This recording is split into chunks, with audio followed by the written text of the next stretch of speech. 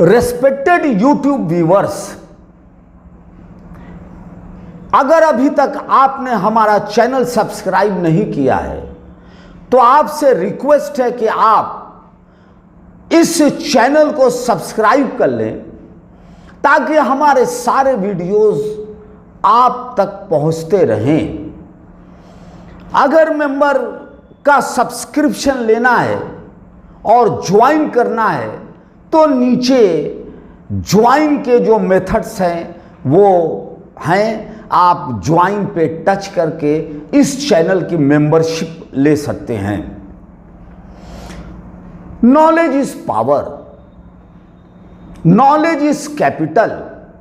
इस चैनल का मकसद है कि हम अपने व्यूअर्स तक इस चैनल के माध्यम से लोगों को नॉलेज, जानकारी डिस्ट्रीब्यूट करते रहें, बांटते रहें, पहुंचाते रहें।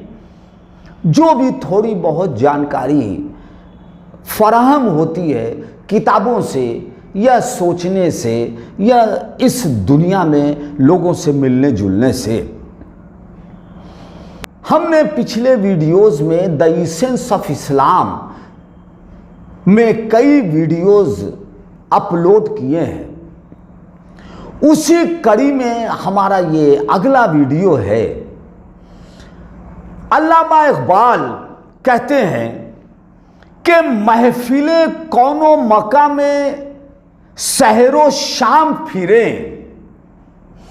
महफिले कौनो मका में सहरो शाम फिरे, मैं तौहीद को लेकर सिफ्ते जाम फिरे, कोह में दश्त में लेकर तेरा पैगाम फिरे, और मालूम है तुझको कभी नाकाम फिरे, और मालूम है तुझको कभी नाकाम फिरे।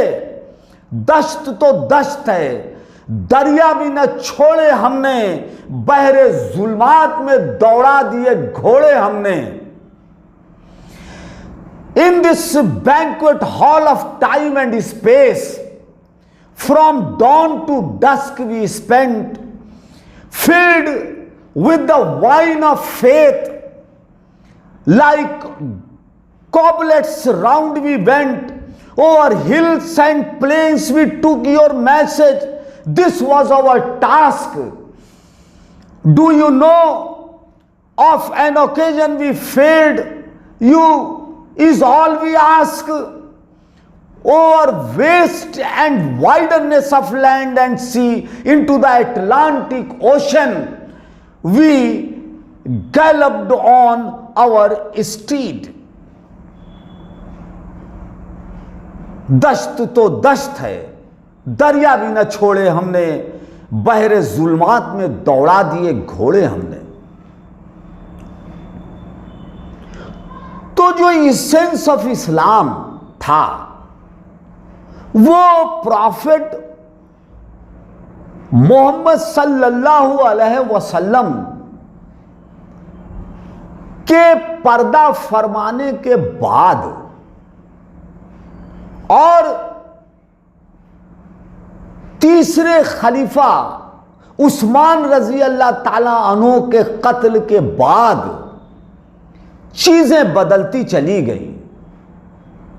तो जो एक सोच थी, जो एक मिशन था, जो एक विजन था, वो मिशन और विजन बाद में पावर, सत्ता, ईगो और अपने कुनबे का जो वर्चस्व है उसमें उस और उस तरफ जाने लगा। वो बात कि दश्त तो दश्त है, दरिया भी न छोड़े हमने, बहरे जुल्मात में दौड़ा दिए घोड़े हमने, और आ गया ऐन लड़ाई में अगर वक्ते नमाज, किबला रू हो के जमी बोस हुई कौमे हिजाज, एक ही सफ में खड़े हो गए महमूद व अयाज, न कोई बंदा रहा और न कोई बंदा नवाज। बंदाओं साहिबो मुहताजो गनी एक हुए और तेरी सरकार में पहुंचे तो सभी एक हुए। ये अल्लामा इकबाल ने जो कहा, तो ये जो इसेंस ऑफ इस्लाम, जो जिन्होंने रसूलुल्लाह सल्लल्लाहु अलैहि वसल्लम पर ईमान लाया और जिन्होंने उनके विजन मिशन को समझा, जाना और अमल में लाया, और बाद में जो चेंजेस आए उसके बारे में मोहम्मद हुसैन हैकल ने अपनी किताब में एक जगह बहुत ही वाजे इस बात को किया है। The life of Muhammad peace be upon him by Muhammad Hussain Haykal. उन्होंने अपने इस किताब में एक जगह इस बात को बड़ी तफसील से वाजे किया है कि it seems to me that to undertake it will one must distinguish between two periods of Muslims history।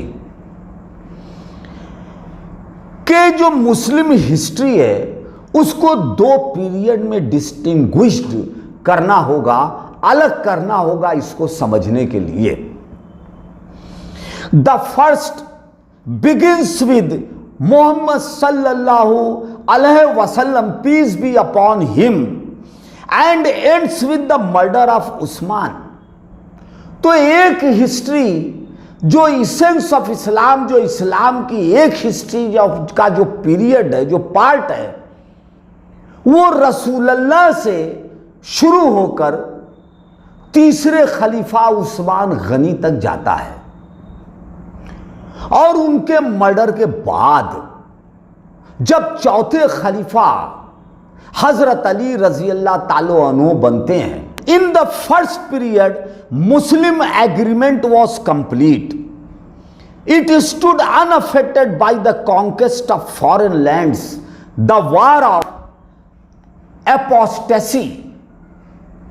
तो ये जो पीरियड था रसूलुल्लाह से शुरू होकर तीसरे खलीफा उस्मान गनी रजी अल्लाह ताला अन्हु तक, इस पीरियड के अंदर जो एक एग्रीमेंट था, एक राय मशवरा था, एक रीजनिंग थी, ये बरकरार रही। और जो भी वार हुई, चाहे फॉरेनर्स इन्वेजन्स हुआ, हमला हुआ, वार हुई, लड़ाई हुई, मगर उससे अनअफेक्टेड रही। तो जो मिशन था, जो एग्रीमेंट था, जो सोच समझ थी, जो सलाहियत थी और जो कमिटमेंट था विजन और मिशन के लिए, वो सलाहियत थी।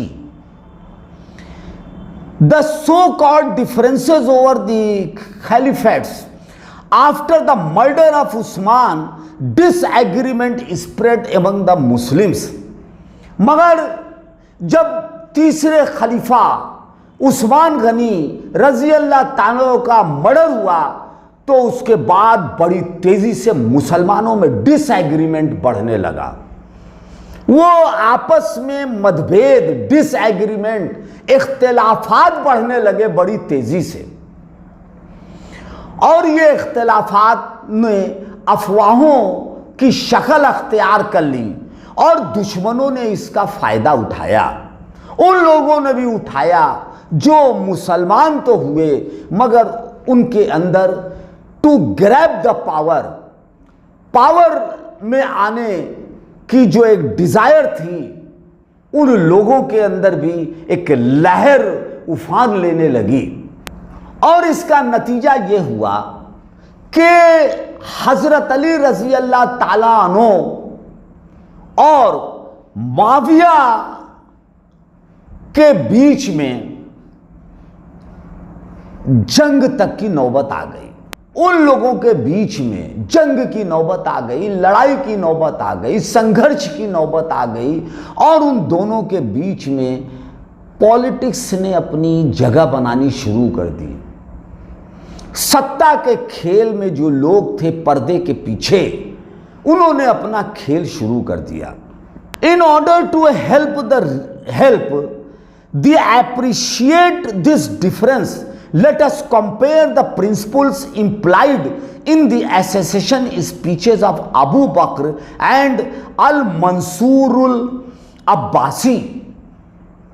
तो ये जो डिफरेंस हुआ